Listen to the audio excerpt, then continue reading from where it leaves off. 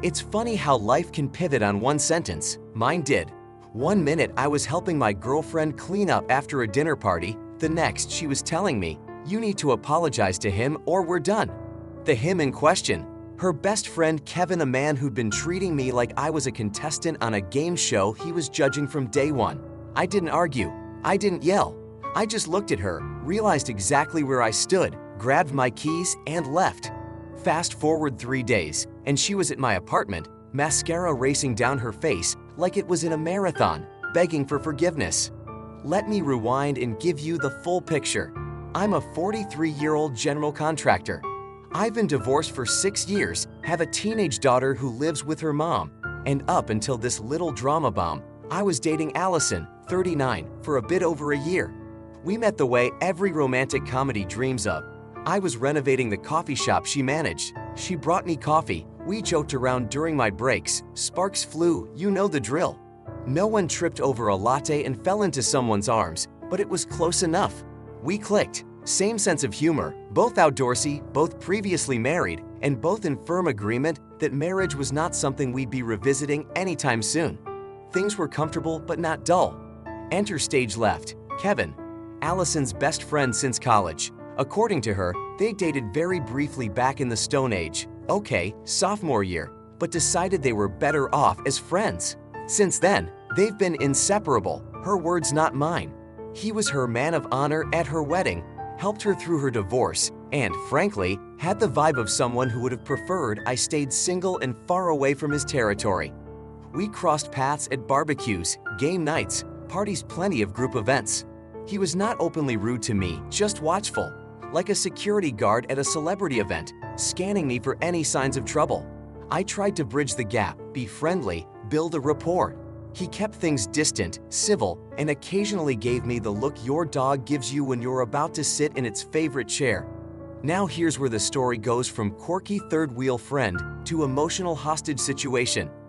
Allison hosted a dinner party, just a handful of friends, grilled steaks, laid-back vibe. I arrived early to help, and who was already there, mixing drinks in her kitchen like Tom Cruise in Cocktail. Kevin, of course.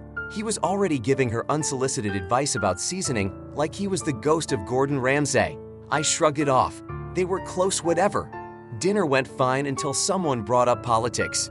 Because nothing says fun Saturday night like testing the limits of your friendships over healthcare policy. Kevin and I had opposing views, not extreme, just different. It was all civil until Kevin kept looking at Allison after every point I made, like she was supposed to jump in and referee. When she didn't, he got snarky, condescending, even. Finally, I asked him, politely, to dial back the attitude. You'd have thought I kicked his dog. Face flushed, he demanded Allison take his side. I reminded him I was speaking to him, not about him, and asked for basic respect. That's when he stood up, drink in hand, and told me I didn't know what I was talking about and never had. Oh, and that Allison knew it too, she was just too nice to say it. I looked at Allison, expecting her to at least tell him to cool it. Instead, she looked at him like he was a wounded puppy who just peed on the rug. She tried to smooth it over with, he didn't mean anything by it. My response, I meant every word. Disagreeing doesn't mean being disrespectful. Kevin stormed out, literally slammed the door. The mood was officially deader than disco. After the guests left, Allison pulled me aside in the kitchen and hit me with that now infamous line. You need to apologize to Kevin. I nearly dropped the dishes I was holding. Her reasoning? Kevin doesn't handle conflict well. Oh, poor Kev. Apparently, my request for mutual respect had traumatized the man. I pushed back, gently but firmly, pointing out that maybe, just maybe, Kevin didn't like me much, and maybe that wasn't my fault. That's when she hit me with the second bomb. He was here before you. He's more important than you. And boom, there it was. It was not even what she said. It was the casual, matter-of-fact way she said it, like it was obvious, like I was the one being irrational for not realizing my place in the pecking order. I didn't shout. I didn't throw anything. I just stood there, nodded internally, and walked out.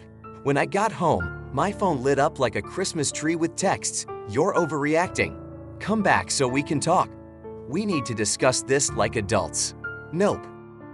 Next few days, radio silence from me anyway. She kept texting.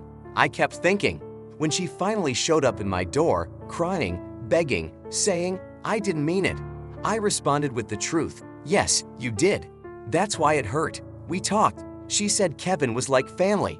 I said, "Okay, but why does keeping him mean losing me?" Her answer was non-existent. She told me Kevin always worried she'd get hurt again, like with her ex. So he took on the role of human guard dog, barking at anything male within 5 feet. I asked her if he had ever liked anyone she dated. Her silence answered for her. I told her I deserved better. She cried, said she'd argued with Kevin after I left, and that the fight opened her eyes to things that had bugged her for years but she'd buried. Said she wanted another chance.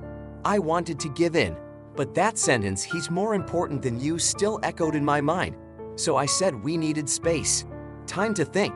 She needed to decide if she was ready to stop letting someone else control her emotions. I needed to decide if I could ever not feel like the runner-up. Over the next week, Allison kept reaching out, not begging, not guilting, just checking in. Meanwhile, Kevin had a meltdown. Her sister even called me, saying she'd warned Allison for years that Kevin didn't want her romantically, just didn't want anyone else to have her. Classic, if I can't have her, no one can energy. A few days later, Allison and I met for coffee on neutral ground. She told me she'd started therapy.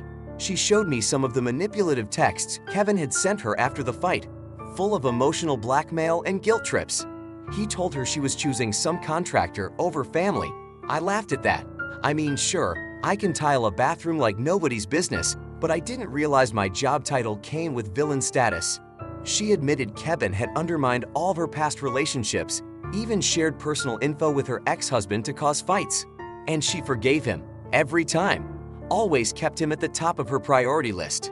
Not anymore. We decided to take it slow, no pressure, just see what happens. But Kevin wasn't done. He started love-bombing her flowers, phone calls, Mr. Nice Guy mode. Then rage. When none of that worked, he showed up drunk at her place, screaming about how I'd brainwashed her.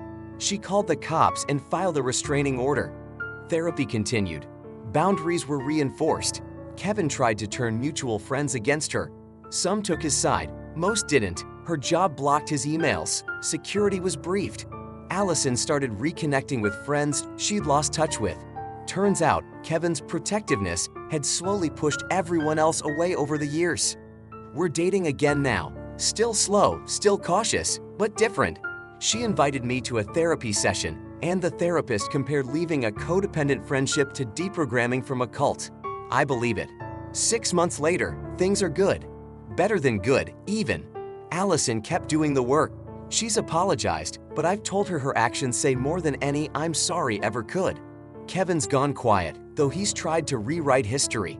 Thankfully, people saw what happened for themselves. Next month, we're moving in together. It feels right in a way it didn't before.